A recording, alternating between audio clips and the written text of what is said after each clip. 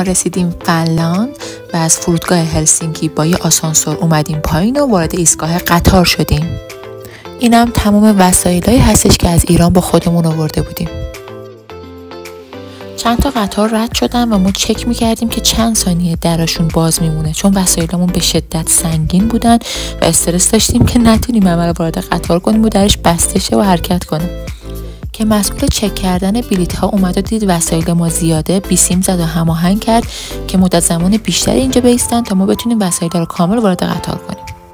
اینجا هم رسیدیم به ایستگاهی که باید قطارمون رو عوض می‌کردیم و خوشبختانه مسئولین قطار بهمون کمک کردن، تو کمتر از 1 دقیقه همه وسیله ها رو خالی کردیم.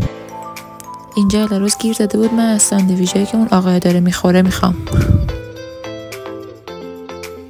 اینجا باز استرس داشتیم که اون واگنی که ما رزرو کردیم دقیقاً کجا وای میسته، چون وسایلمون به شدت زیاد و سنگین بودن و نگران بودیم که اشتباهی وارد یه واگن دیگه بشیم و مجبور باشیم تمام وسایل رو با خودمون حمل کنیم به واگن مد نظرمون.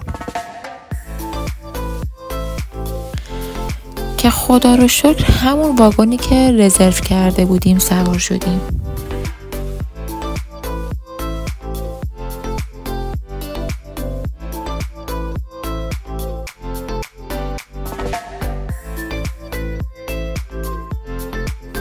همه وسیله ها رو زیر تخت و جلوی پله ها چیدیم.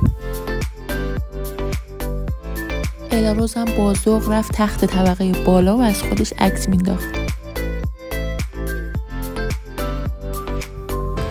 هر اتاق یک روشویی مجزا داشت، حتی اگه میخواستید میتونستید اتاق دوشدار و حمومدار هم انتخاب کنید و رزرو کنید. اینجا دیگه صبح شده و یه استرس جدید داشتیم که ایستگاهی که قراره پیاده شیم رو رد نکنیم.